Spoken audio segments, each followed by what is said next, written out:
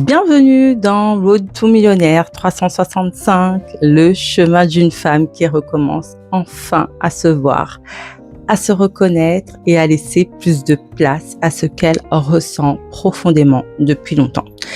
Si tu es dans cet espace, tu verras qu'on parle de visibilité, d'identité, d'expansion intérieure, de corps, de perception, de courage, de fréquence, de leadership incarné et de la manière dont on commence progressivement à vivre plus proche de soi-même. Alors aujourd'hui, il fait beau et j'avais juste envie en fait de faire un parallèle avec ce beau.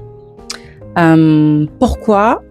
Parce que je crois qu'on réduit énormément le beau à quelque chose de superficiel, alors qu'honnêtement, certaines choses sont capables de changer complètement ce qu'on ressent dans son propre corps. Et je crois en fait que je l'ai toujours ressenti. Il y a des endroits où je sens immédiatement mon énergie s'ouvrir comme se fermer et je suis sûre en fait que je ne suis pas la seule. Des espaces en fait où mon corps se détend sans même que je n'ai besoin de réfléchir. Par exemple, une belle lumière dans une pièce, une ambiance calme, une matière, une odeur, une musique, la beauté d'une fleur, la beauté de la nature, et même parfois la façon en fait de disposer les choses dans un espace bien précis. Je sais que ça peut paraître bête en fait dit comme ça, mais je crois profondément que le corps ressent tout.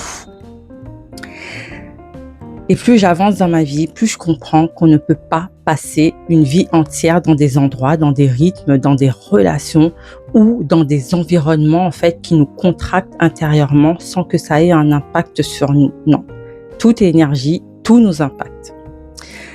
À force en fait, on finit toujours par croire qu'on est fatigué de la vie, qu'on est lassé, alors qu'on est surtout en fait fatigué de vivre dans des énergies qui ne nourrissent plus vraiment. Et je trouve qu'il y a quelque chose de très triste en fait dans le fait que beaucoup de personnes vivent dans des quotidiens qui n'aspirent plus rien à leur corps, qui n'inspirent plus rien à leur corps, à part du bruit, de la vitesse, toujours courir à droite à gauche, de l'attention permanente, des journées qu'on traverse même parfois sans même les habiter, sans même les apprécier ou sans même être présente en fait dans ce que l'on vit. Et moi, les choses ont commencé à changer quand j'ai commencé à savourer les choses simples de la vie. Un sourire, un échange, un réveil, le fait, oui, vraiment de savourer les petites choses. Pour moi, ça n'a pas besoin d'être difficile.